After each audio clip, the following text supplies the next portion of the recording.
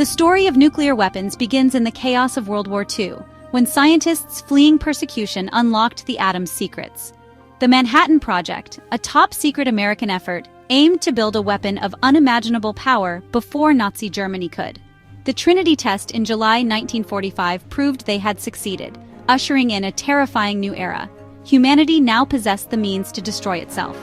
The world saw this power unleashed in Hiroshima and Nagasaki, ending the war but leaving a legacy of fear and devastation. Images of mushroom clouds and the suffering of survivors became stark warnings of nuclear warfare's true cost. These were not just bigger bombs. They changed the very nature of conflict, making entire cities vulnerable in an instant. The end of Wudu marked the start of the Cold War, as the US and Soviet Union became rivals in a nuclear arms race. Both sides amassed vast arsenals, leading to the doctrine of mutually assured destruction. If one attacked, both would be annihilated.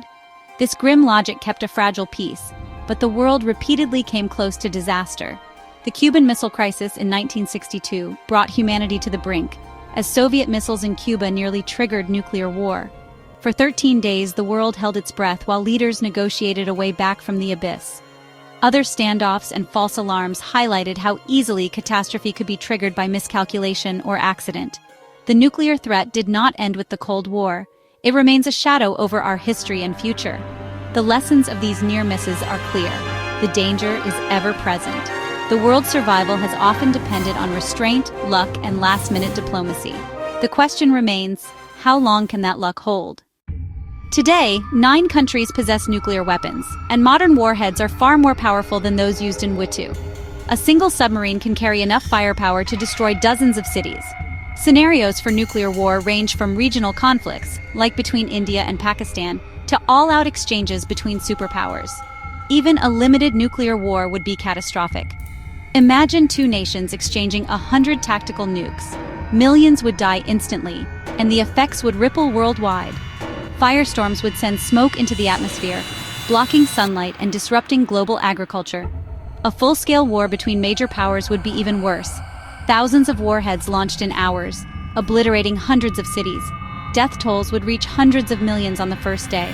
Strategic targets, military bases, capitals, industrial centers, would be hit, crippling nations' ability to function. For those near the epicenters, survival would be nearly impossible. The logic of nuclear strategy is brutal. Mutual destruction as deterrence. Yet, the risk of miscalculation or escalation remains ever present. The stakes are nothing less than the future of civilization.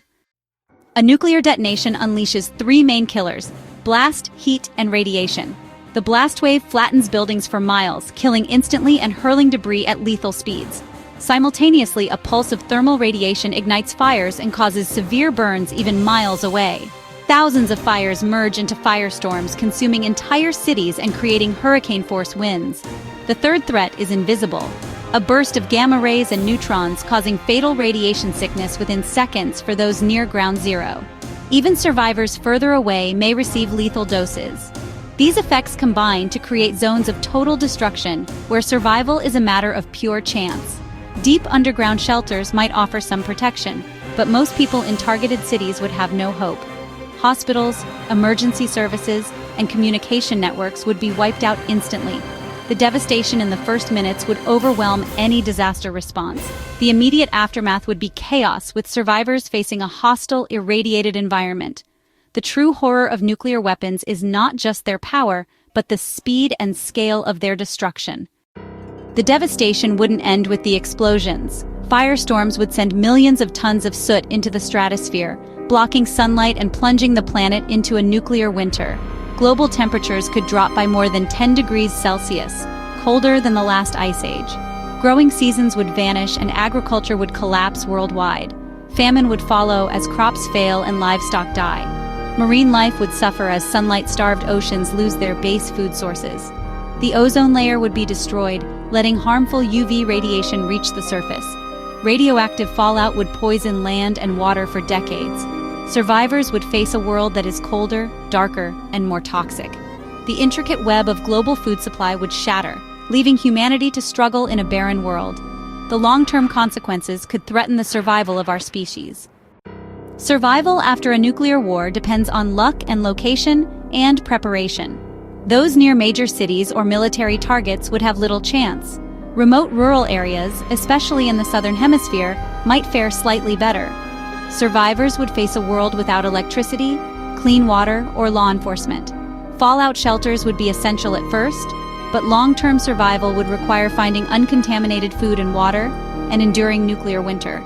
On a larger scale, humanity's survival is bleak.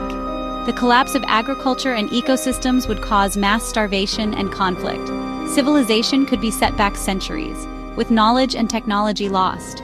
Small groups might persist, but rebuilding would be nearly impossible in a poisoned world. Experts warn that while some humans might survive, organized civilization likely would not. The survival of our species would hang by a thread.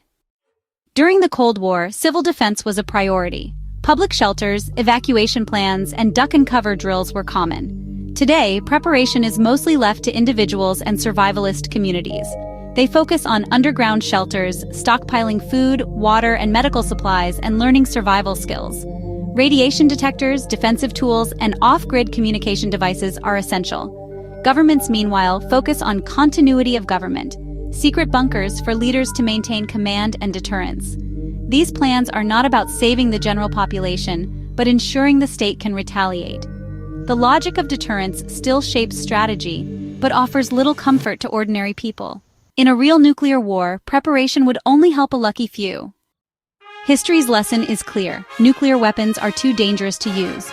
Near misses and crises show the risk of miscalculation is always present. The only true safety lies in eliminating these weapons. Arms control, diplomacy, and non-proliferation efforts are vital to reduce risks. The Treaty on the Prohibition of Nuclear Weapons aims for a world free of nukes, but progress is slow. The real question isn't whether we can survive a nuclear war, but whether we can prevent one.